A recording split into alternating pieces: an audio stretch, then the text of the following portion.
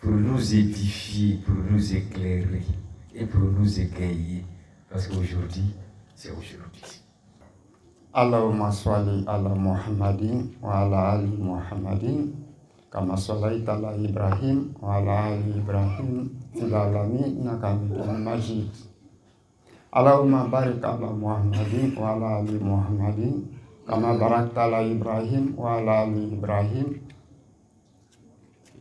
fil alamin innaka Hamidum Majid. Qu'Allah apporte son salut à Mohammed et à la famille de Mohammed, comme il a apporté son salut à Abraham et à la famille d'Abraham. Qu'Allah apporte sa baraka à Mohammed et la famille de Mohammed, comme il a apporté sa baraka à Abraham et la famille d'Abraham. Qu'Allah le fasse. Amen. Dans cette traduction, cette prière bien connue des musulmans, où nous demandons le salut et la baraka d'Allah sur Mohammed et sa famille. Par le mot famille déjà, il y a une divergence entre les musulmans. Pour certains, la famille du prophète, c'est sa famille biologique. Ce sont ses enfants, sa descendance, ses cousins, ses neveux. Mais les hommes spirituels trouvent dans la famille de Muhammad tous ses fils spirituels, tous ceux qui se sont reliés à lui par l'âme, par l'esprit. Donc ça, c'est la famille spirituelle. Alors, elle s'étend à toute l'humanité. Aujourd'hui, vendredi 7 août 2022, nous nous trouvons devant le siège mondial de la communauté islamique Muhammadiyya, fondé par le guide spirituel El Hadj Abdourahmane Konaté, le Messie promis, le 14e réformateur de l'islam, en cette nuit pour commémorer la naissance du saint prophète Muhammad sallallahu alayhi wa sallam, le messager de l'islam. Alors, c'est une nuit qui mérite d'être célébrée. Voici pourquoi nous nous sommes rassemblés aujourd'hui.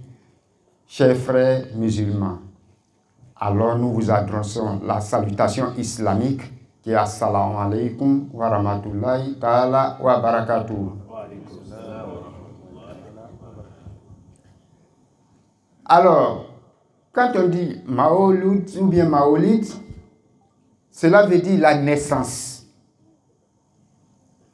Donc nous commémorons la naissance de notre prophète, le serviteur d'Allah et son messager, Muhammad sallallahu alayhi wa sallam.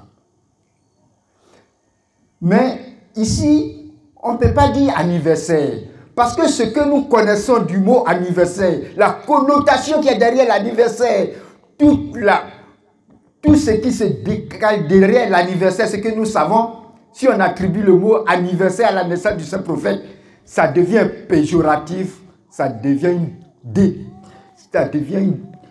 très péjoratif. Ça devient dangereux pour la spiritualité, pour l'islam. Alors, on ne peut pas appeler le Maoulid anniversaire. Ce n'est pas possible. Parce que l'anniversaire que nous connaissons, on ne peut pas comparer ça aux festivités pour célébrer la naissance du saint prophète Mohammed. Parce que c'est un rassemblement. Regardez comment vous êtes bien habillés. Comment vous êtes sérieux. Regardez comment tout le monde est en ordre, respectueux, attentif, parce que nous sommes venus pour tirer des leçons, pour améliorer notre vie spirituelle, pour nous remettre sur la voie de Dieu. Alors on ne peut pas confondre ça au désordre qui se fait dans les lieux de fornication et de perversion et d'alcool pour dire que c'est un anniversaire. Ce n'est pas un anniversaire, c'est une leçon de spiritualité. Je vous remercie pour votre arrivée, qu'Allah nous bénisse tous. Et au niveau de la commémoration de la naissance du saint prophète, de plus en plus de musulmans adhèrent à cela. Et nous avons des raisons pour nous rappeler cette naissance, pour nous rappeler ce prophète. Nous avons plusieurs raisons. Parce que quand il dit se rappeler, ça nous fait penser au passé, ce qui a déjà passé, se rappeler. Ça veut dire que quelque chose est passé. Alors on se rappelle. Alors cela nous conduit à l'histoire.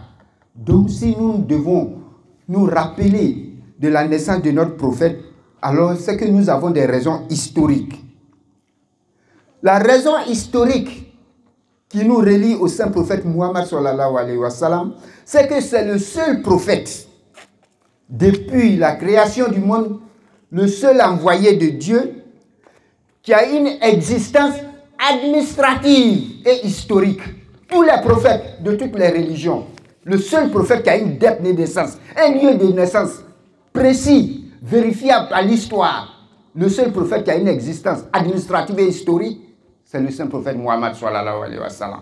Donc pour quelqu'un qui cherche une religion de vérité, à commencer par là déjà, tu connais ce qui est vrai et ce qui... Bon, je ne dis pas le reste, vous-même vous complétez. Donc, le seul prophète qui a une date de naissance, un lieu de naissance, un moment de naissance, dans une année précise, une année spéciale qui est appelée l'année de l'éléphant, par la victoire d'Allah sur les ennemis qui ont voulu détruire la Kaaba. Et ce prophète est né le lundi 20 août 570, à l'aube près de la Kaaba, à la Mecque. Aucun prophète n'a une date de naissance. Sallu ala nabi al-Mukhtar. Alayhi wa sallam. Donc, si nous avons un prophète qui a une date de naissance, alors qu'est-ce qu'on fait de cette date de naissance? Qu'est-ce qu'on fait? Ceux qui n'ont pas de date de naissance, c'est eux qui fêtent la naissance de leur prophète avec des dates imaginaires et je ne sais pas comment qualifier ça. Aucune preuve. Et ces fêtes-là sont considérées. Vous avez une prophète avec une date de naissance et vous voulez qu'on se taise sur ça. On n'est pas d'accord? Alors, le seul prophète qui a une vérité historique et administrative est le saint prophète Muhammad sallallahu alayhi wa sallam. Alors soyons fiers de notre prophète et célébrons sa naissance en nous inspirant de sa vie. Aussi, pour des raisons divines, parce qu'avec l'arrivée de ce prophète Muhammad sallallahu alayhi wa sallam, il y aura l'enseignement de ce qu'on appelle le vrai Dieu, Allah, l'unique Dieu sans associé.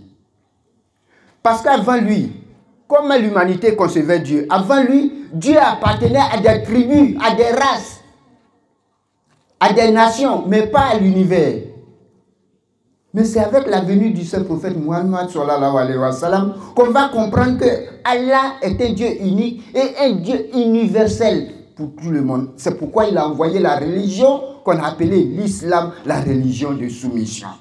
Et quand tu prends le mot islam qui veut dire soumission, tu vas voir que le vin est soumis parce que le vin a été créé selon des règles, selon une nature que le vin respecte pour circuler. Le vin ne va pas au hasard, c'est parce que beaucoup ne savent pas où le vent quitte, où le vent s'en va et ils pensent que c'est au hasard. Le vent va où il veut. Non, le vent circule selon les règles par lesquelles le vent a été créé. Donc le vent est soumis à sa nature. Donc le vent est musulman.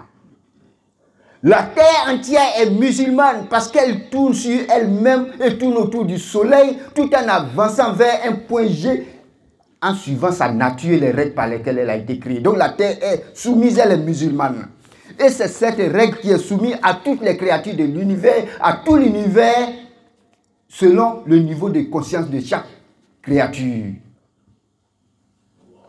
Alors, nous disons que notre religion, notre Dieu n'est pas, Allah n'est pas un Dieu d'une tribu, Allah n'est pas un Dieu d'une race, on n'a pas un Dieu tribal ni racial, on a un Dieu universel. Allahu Akbar. Soyons fiers de notre Dieu, montrons que nous sommes des serviteurs de notre Dieu, parce que nous sommes des citoyens universels d'Allah, quelle que soit la race, l'ethnie et le peuple.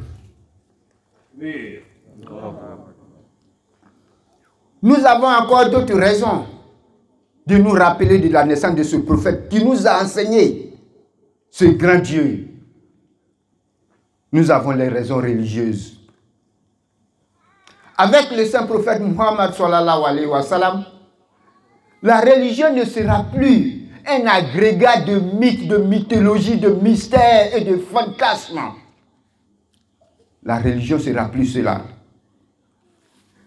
La religion désormais va être une réalité vécue au quotidien. Parce qu'auparavant, les religions avaient un lieu, un moment précis où on va faire la religion et après, on a fini la religion. Avec l'enseignement du saint prophète Muhammad sallallahu alayhi wa sallam, on va voir que la religion, ce n'est pas un lieu, ce n'est pas un moment, mais c'est tout le lieu et tout le monde, tout le temps et tout le lieu, tous les lieux. C'est pourquoi en islam, toute la terre est un lieu de culte. Aucune religion n'a ça. At-takbir, summa takbir, summa takbir. Et il va nous enseigner la version instantanée de la religion. À chaque instant, il faut être en relation avec ton Dieu. À chaque instant, il faut être dans la religion. Il faut être religieux dans ta pensée, dans ta parole, dans ta nature, dans comment tu manges, dans ton travail, dans ton déplacement, dans ton habillement, dans tes qualités. Tout, il faut être en relation avec Dieu. Alors la religion devient instantanée et éternelle. At-takbir, summa takbir. Ce n'est pas une religion hebdomadaire ou mensuelle où il faut attendre un moment pour être religieux et les autres moments on devient électron libre.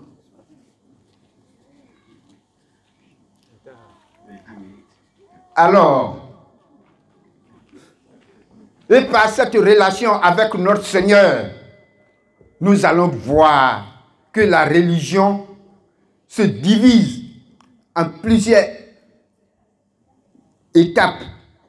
Donc se relier à son Dieu, ce n'est pas seulement l'adoration. Comme on dit, le salat qui a pour racine s'il, se relier. Et le zikr, se souvenir. Et ibadatou, s'adorer.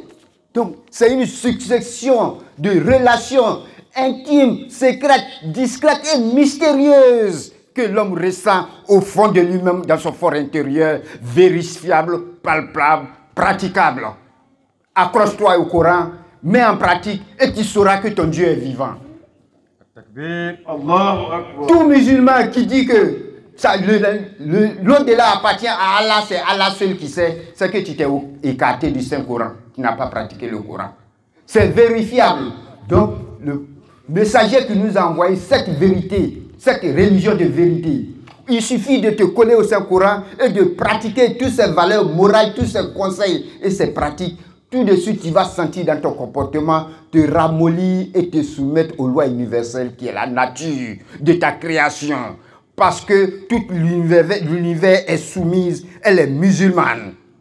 Et tout homme est créé dans la nature de soumission. Tout homme est né musulman. C'est pourquoi pour venir au monde, tu viens en prosternation, en position de soumis. L'imbécile qui veut venir avec ses pieds, c'est pour tuer sa maman. At-takbir. Bien. Yakfi, shukran, shukran, shukran. Taïb. Bien, tout ça, c'est ce qui s'est passé. Pourquoi on doit célébrer notre prophète? Pour se rappeler de tout ça, pour le magnifier, pour montrer que nous ne sommes pas n'importe qui. Même le chien du préfet, le plus grand mangeur de chiens, il va tout manger sauf le chien du préfet. Alors nous sommes les serviteurs d'Allah et c'est nous qui devenons les mendiants sur la terre. C'est que nous avons loupé le chemin de notre Dieu. Ce n'est pas nous. Alors rattrapons-nous, il n'est pas encore tard. Si on célèbre le prophète, c'est aussi non seulement le passé, mais le présent et l'avenir. Qu'est-ce qu'il nous a laissé dans le présent et qu'est-ce qu'il nous a laissé dans l'avenir? Si on n'a pas ça, alors nous sommes déroutés. Le prophète n'est plus vivant, il n'est plus parmi nous, on ne le voit pas physiquement. Mais comment on peut le suivre? Quand on dit suivre, ça veut dire que tu regardes celui qui est devant toi. Bon, oui, il est et puis on va le suivre. Il n'est pas là, mais il est là. La seule religion qui a prédit ses héritiers, aucune religion n'a prévu des héritiers pour revivifier, pour réanimer, pour donner une nouvelle vie, un nouveau souffle. C'est la seule religion que le saint prophète Muhammad sallallahu alayhi wa sallam a envoyé à l'humanité, qui est l'islam. C'est pourquoi nous devons être fiers d'être musulmans et nous devons être fiers de célébrer notre prophète. Et c'est la meilleure des fêtes sur terre. Malheureusement, elle est inconnue. Nous, les musulmans même, certains vont attaquer d'autres musulmans pour avoir célébré la naissance du prophète. C'est-à-dire, lui-même, il ne sait même pas pourquoi il est né. Donc, pour l'avenir, sachant que c'est bien tout ce qu'on a dit, mais qu'est-ce que le prophète nous a laissé en partant? C'est ça qui garantit notre avenir. Parce qu'aujourd'hui, il n'est plus parmi nous. Quand un père meurt, ses enfants qui restent, et on va dire à une de ses enfants, celui-là, c'est vraiment le fils de son papa. Ce n'est pas parce qu'il le ressemble, mais c'est parce qu'il est sur les traces, il est sur les conseils, il est sur le bon comportement de son papa. On dit que c'est son vrai fils. Regarde-toi dans le miroir et demande-toi, est-ce que je suis le fils du prophète? Toi-même, tu connais la réponse. Wa salam alaikum. Wa alaikum salam wa rahmatullah. Monsieur Sam Kourde. Barakallahu fikum. Alhamdulillahi Rabbil Alamin, comme il a su bien dire, il a fait la différence entre le Dieu d'Israël et Rabbul Alamin, qui est le maître des univers. C'était la différence. Naam, ambalo manchemi amena hitaji kataga